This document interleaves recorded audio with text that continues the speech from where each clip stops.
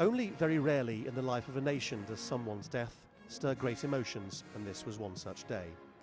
As the cortege bearing Margaret Thatcher's body made its way through central London, many thousands used every vantage point they could.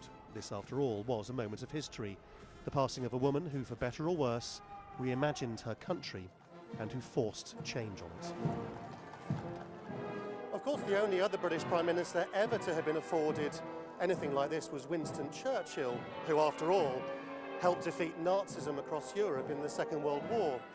Whatever you think of Margaret Thatcher, whether you're for or against her, it's quite hard to suggest that she brought a nation or a continent together against a common enemy in the same way, and yet it does appear that through this, the political class here wants almost to immortalise her in the same way.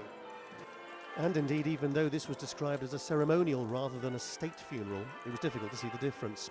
It certainly had a pronounced military overtone. It was inevitable that there would be a display of class conflicts, if not class war, along the route.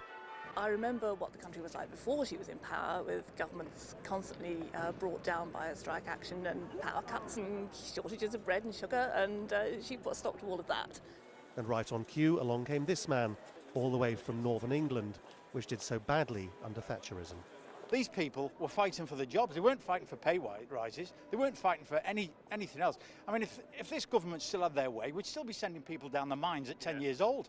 We'd have chimney sweeps to 14-year-old girls. Down the road were veterans of the Falklands conflict, her own military legacy. She was a woman that gave me an opportunity to go and do what I was trained to do. And I thank her for that. And that's why I'm here today. Would you put her in the same bracket as Churchill?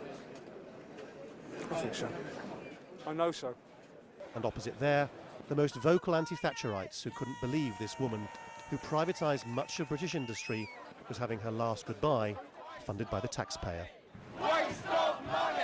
Her death and her legacy certainly split the country, and to be spending £10 million on what is a state funeral in all but name, I think is an outrageous decision. In fact, the service itself was the only part of this that wasn't overtly political.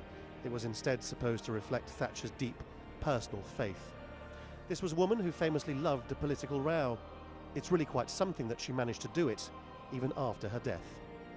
Lawrence Lee, Al Jazeera, London.